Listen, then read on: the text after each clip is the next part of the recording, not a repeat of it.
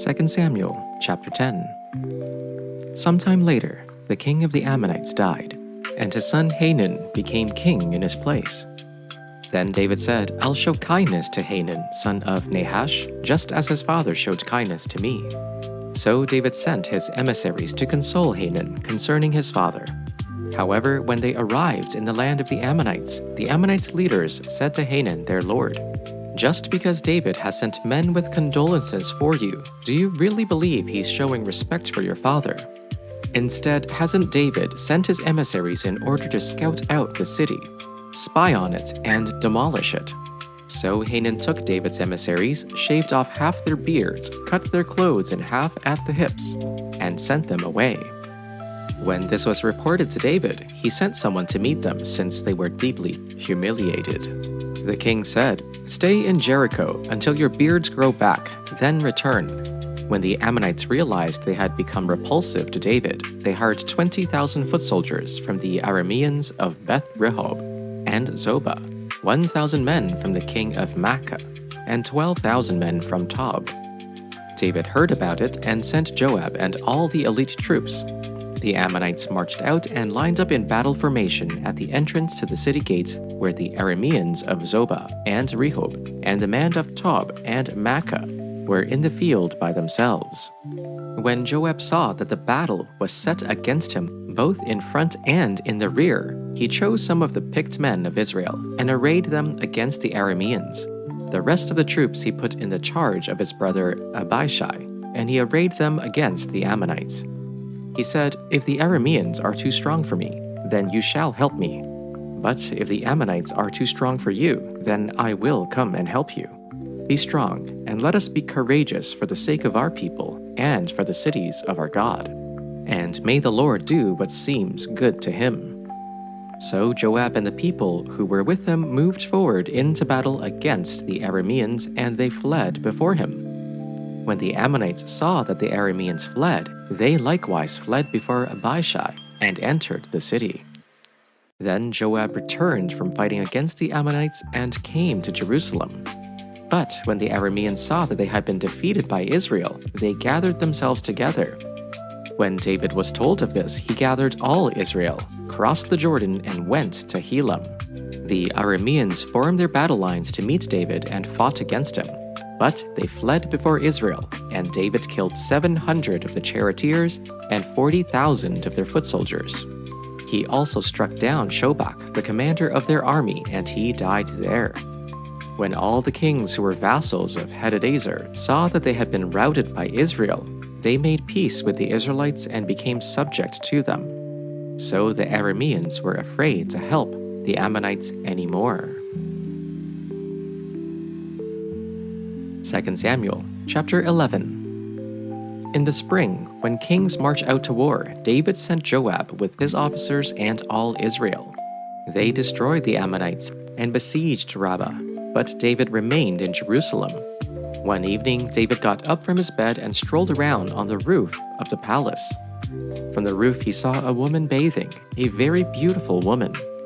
So David sent someone to inquire about her, and he said, "Isn't this Bathsheba, daughter of Eliam and wife of Uriah the Hittite?" David sent messengers to get her, and when she came to him, he slept with her. Now she had just been purifying herself from her uncleanness. Afterward, she returned home.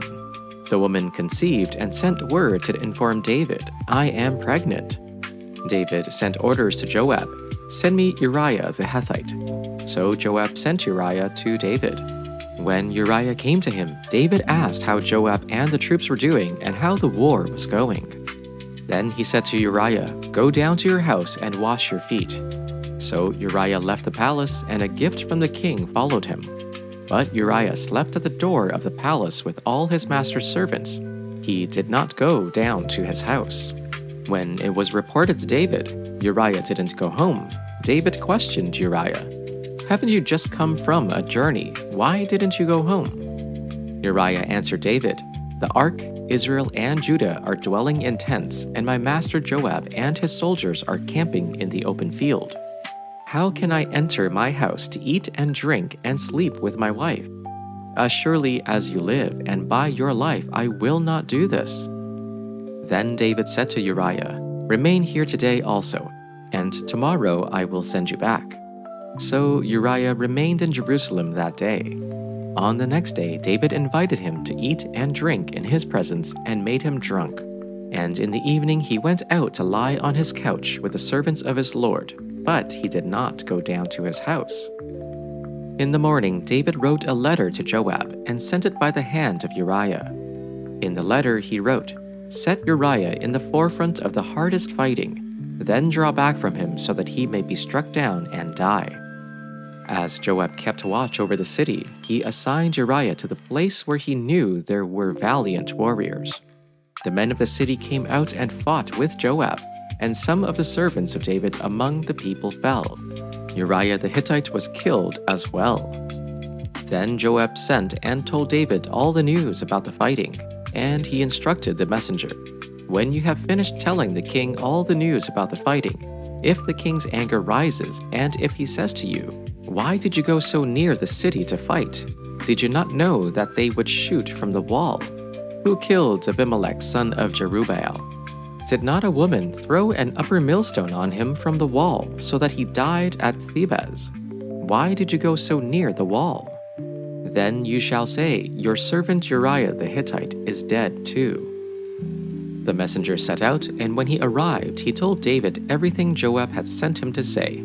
The messenger said to David, "The men overpowered us and came out against us in the open, but we drove them back to the entrance of the city gate. Then the archers shot arrows at your servants from the wall, and some of the king's men died. Moreover, your servant Uriah the Hittite is dead." David told the messenger, "Say this to Joab, 'Don't let this upset you. The sword devours one as well as another. Press the attack against the city and destroy it.' Say this to encourage Joab." When Uriah's wife heard that her husband was dead, she mourned for him. After the time of mourning was over, David had her brought to his side, and she became his wife and bore him a son. But the thing David had done displeased the Lord. 2 Samuel chapter 12. So the Lord sent Nathan to David. When he arrived, he said to him, "There were two men in a certain city, one rich and the other poor. The rich man had very large flocks and herds, but the poor man had nothing except one small ewe lamb that he had bought. He raised her, and she grew up with him and with his children. From his meager food she would eat, from his cup she would drink, and in his arms she would sleep. She was like a daughter to him. Now a traveler came to the rich man, but the rich man could not bring himself to take one of his own sheep or cattle to prepare for the traveler who had come to him. Instead, he took the poor man's lamb and prepared it for his guest. David was infuriated with the man and said to Nathan, "As the Lord lives, the man who did this deserves to die. Because he has done this thing and shown no pity, he must pay 4 lambs for that lamb." Nathan replied to David, "You are the man. This is what the Lord God of Israel says. I anointed you king over Israel, and I rescued you from Saul. I gave your master's house to you and your master's wives into your arms, and I gave you the house of Israel and Judah. And if that was not enough, I would have given you even more. Why then have you despised the Lord's command by doing what I consider evil?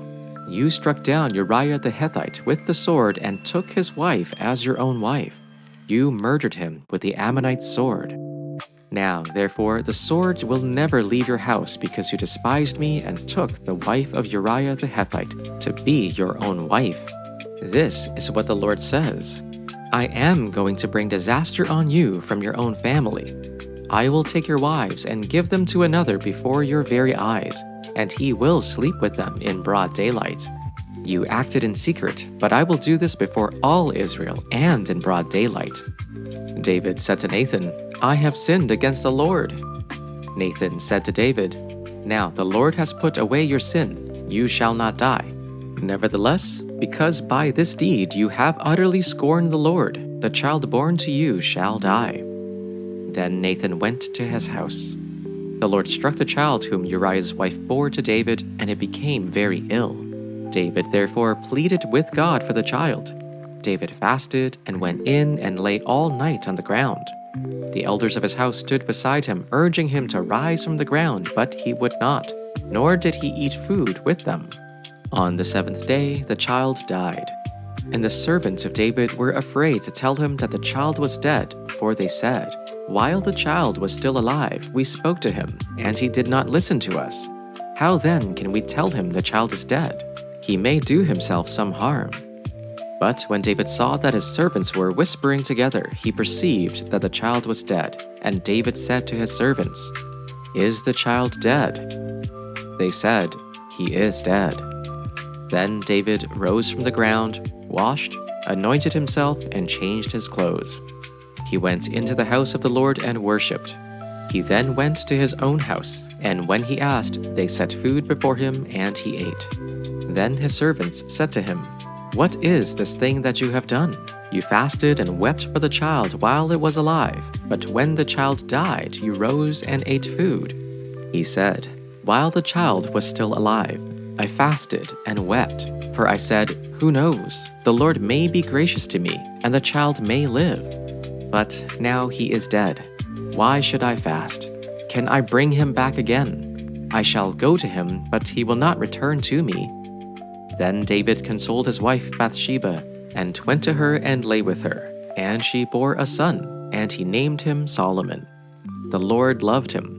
And because the Lord loved him, he sent word through Nathan the prophet to name him Jedediah. Meanwhile, Joab fought against Rabbah of the Ammonites and captured the royal citadel. Joab then sent messengers to David, saying, "I have fought against Rabbah and taken its water supply. Now muster the rest of the troops and besiege the city and capture it. Otherwise, I will take the city, and it will be named after me." So David mustered the entire army and went to Rabbah and attacked and captured it. David took the crown from their king's head, and it was placed on his own head. It weighed a talent of gold, and it was set with precious stones. David took a great quantity of plunder from the city and brought out the people who were there, consigning them to labor with saws and with iron picks and axes, and he made them work at brick-making. David did this to all the Ammonite towns. Then he and his entire army returned to Jerusalem. Luke chapter 19, verse 29.